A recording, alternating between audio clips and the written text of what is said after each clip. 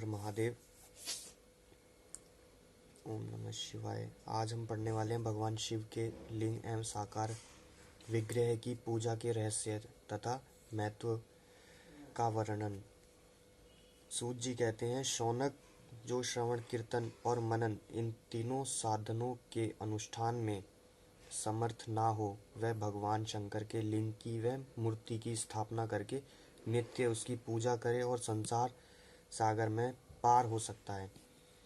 वचना अथवा छल ना करते हुए अपनी शक्तियों के अनुसार धनराशि ले जाए और उसे शिवलिंग अथवा शिव मूर्ति की सेवा के लिए अर्पित कर दे। साथ ही निरंतर उस लिंग व मूर्ति की पूजा भी करे। उसके लिए भक्ति भाव से मंडप, गोपुर, तीर्थ के मठ,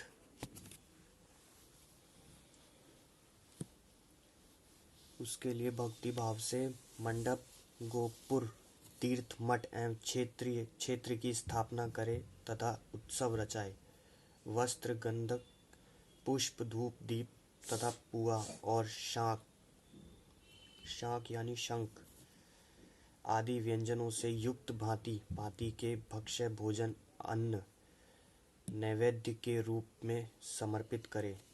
छत्र, ध्वजा, व्यंजन, चामर तथा अन्य अंगों सहित राजोपचार की भांति सब सामान भगवान शिव के लिंग व मूर्ति को चढ़ाए। प्रदक्षिणा, नमस्कार तथा यथाशक्ति जाप करे।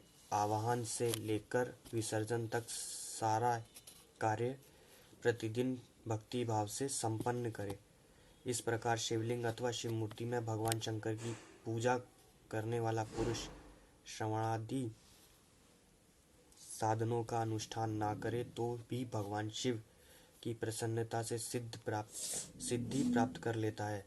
पहले के बहुत से महात्मा पुरुष लिंग अथवा शिव मूर्ति की पूजा करने मात्र से भाव बंधन से मुक्त हो चुके हैं।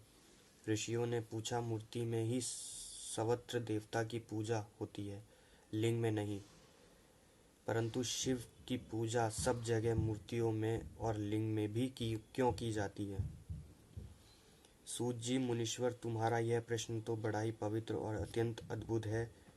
इस विषय में महादेव जी ही वक्ता हो सकते हैं। दूसरा कोई पुरुष कभी और कहीं भी इसका प्रतिपादन नहीं कर सकता। इस प्रश्न के समाधान के लिए भगवान शिव ने जो कुछ कहा और उसे मैंने गुरु जी के मुख से जिस प्रकार सुना, उसी तरह क्रमश वर्णन करूँगा। एकमात्र भगवान शिव ही हैं जो ब्रह्म रूपी होने के कारण निष्काल कहे गए हैं। रूपवान होने के कारण उन्हें सकल भी कहा गया है, इसलिए वे सकल और निष्कल दोनों हैं।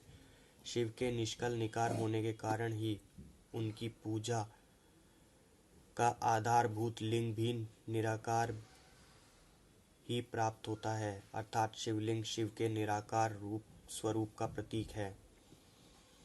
इस तरह शिव के सकल का साकार होने के कारण उनकी पूजा का आधारभूत विग्रह साकार प्राप्त होता है, अर्थात शिव का साकार विग्रह उनके साकार स्वरूप का प्रतीक होता है। सकल और अकल, समस्त अंग आकार सहित साकार और अंग आकार से सर्वथा रहित निरंकार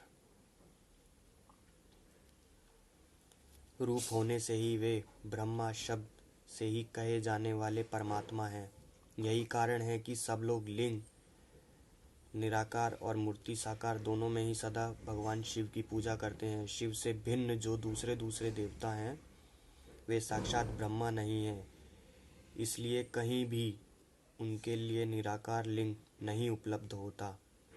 पूर्व काल में बुद्धिमान ब्रह्मपुत्र संत कुमार मुनि ने मंदरांचल पर नंदिकेश्वर से इस प्रकार प्रश्न किया था।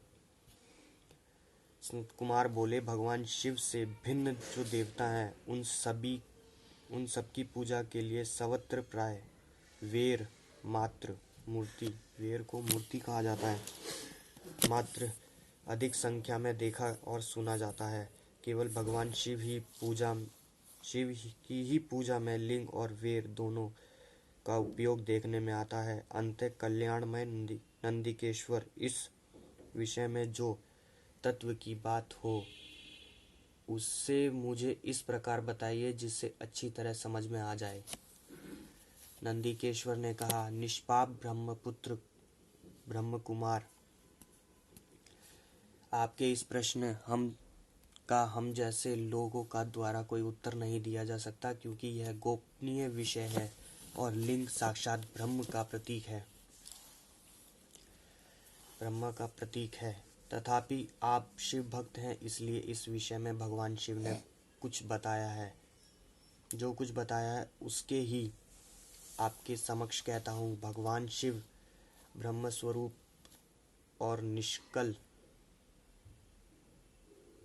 हैं, इसलिए उन्हीं की पूजा में निष्कल लिंग का उपयोग होता है। संपूर्ण वेदों का यही मत है। संत कुमार बोले, महाभाग योगेंद्र, आपने भगवान शिव के तथा दूसरे देवताओं के पूजन में लिंग और वेर का प्रचार का जो रहस्य विभाग पूर्वक बताया है वह यथार्थ। इसलिए लिंग और वेर की आदि उत्पत्ति का जो उत्तम वृतांत है उसी को मैं इस समय सुनना चाहता हूँ। लिंग के प्राकट्य का रहस्य सूचित करने वाला प्रसंग मुझे सुनाइए। इसके उत्तर में नंदिकेश्वर ने भगवान शिव महादेव के निष्कल रूप लिंग के आविर्भाव का प्रसंग सुनना आरंभ किया। उन्होंने ब्रह्मा तथा विष्णु के विवाद, देवताओं व्याकुलता एवं चिंता, देवताओं के दिव्य कैलाश शिखर पर गमन, उनके द्वारा चंद्रशेखर महादेव का स्तवन, देवताओं से प्रेरित हुए महादेव जी का ब्रह्मा और विष्णु के विवाद स्थल में आगमन तथा दोनों के बीच में निष्कल आदि अंतरहित भीषण अग्नि स्तंभ के रूप में उनका आविर्भाव आदि प्रसंगों की कथा कही। तदंतर श्री ब्रह्मा और विष्णु दोनों के द्वारा उस समय ज्योतिर्मय स्तंभ की ऊंचाई और गहराई था लेने की चेष्टा एवं केतकी पुष्प शाप वरदान आदि के प्रसंग भी सुनाए। केतकी के फूल नहीं चढ़ते, वरदान लगाओ। इस कथा में बताया गया है कि जो शिव जी हैं उनकी लिंग में भी पूजा होती है और मूर्ति में भी पूजा होती है, जिसमें एक समस्त अंग का आकार और निराकार, जो शरीर होता है वो आकार में है और जो लिंग है वो निराकार में है। तो एक ये ऐसे ही भगवान है जिनकी दोनों में पूजा की जाती है। इसी के साथ ही वीडियो हम यहीं समाप्त करते हैं। धन्यवाद। अगली वीडियो में हम पढ़ने वाले हैं विष्णु और ब्रह्मा जी का विवाद। मिलते हैं अगली वीडियो में। ओम नमः शिवाय, हर हर महादेव।